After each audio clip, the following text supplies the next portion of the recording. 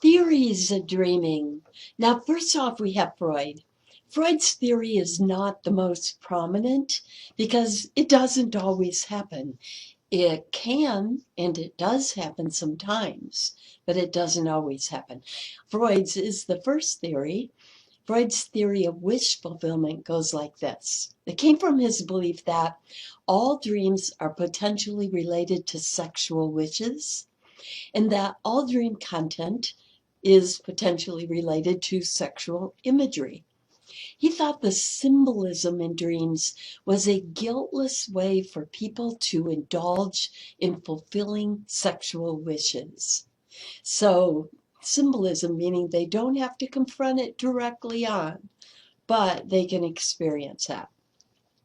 He described the manifest content of dreams as being what dreams seem to be about on the surface, and the latent content, though, what dreams are really about under the surface. Freud thought that anything in a dream that was elongated was symbolic for a penis, and anything with an opening symbolic for a vagina. Okay. Seem a little drastic to you? Well, I want you to imagine being a patient of Freud's and he asking you about your dreams over the past week and you saying, "No, I really didn't dream about anything significant. I remember dreaming about changing the oil in someone's car, but nothing really significant." Freud's eyebrows probably would have shot up and he would be scribbling frantically in his notepad. He would certainly think that the dipstick was symbolic for a penis and that the oil shaft symbolic for a vagina. And he would likely be the most interested in knowing whose car that was. So, how does Freud's theory pan out? Research has validated that wish fulfillment can and does occur in dreaming, but it doesn't explain all of dreaming. In fact, most dreams do not likely involve wish fulfillment. Our next two theories apply to all dreaming. Information processing theory is by Cartwright. So the name you want to remember with this theory is Cartwright.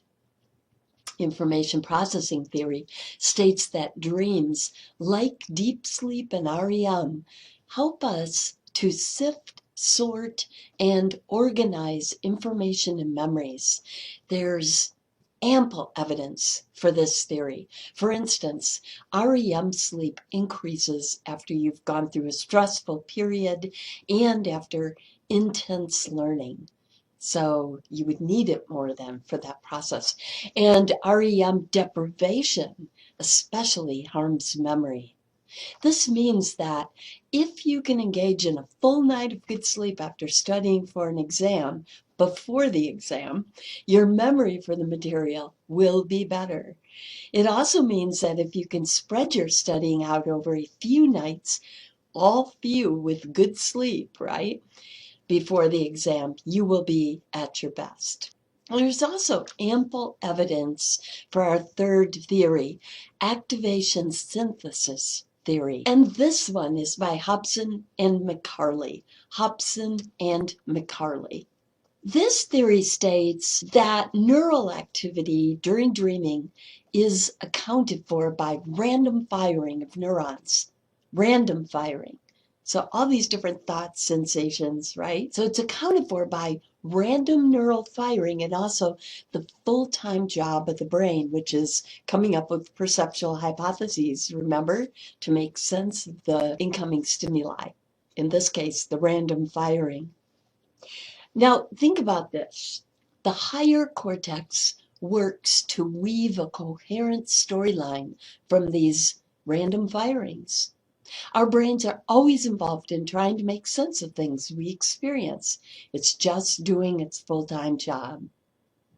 Have you heard of or ever played this game where someone writes the first sentence of a story and then it gets passed around and people each add one more sentence? The story can end up just taking these bizarre twists, right? Yet the most skilled writers will try to add a sentence that actually ties all the previous information together and expands it in a logical way. Imagine the random neural firing in your brain when you're dreaming. Suppose that you got the smell of donuts and the visual image of a vampire, let's say, and the auditory sensation of a fire siren. Well, your brain's job would be to tie these together in a sensible narrative. Wow. Now, what about nightmares? When we come back in our next segment, the last segment, we are going to begin with nightmares.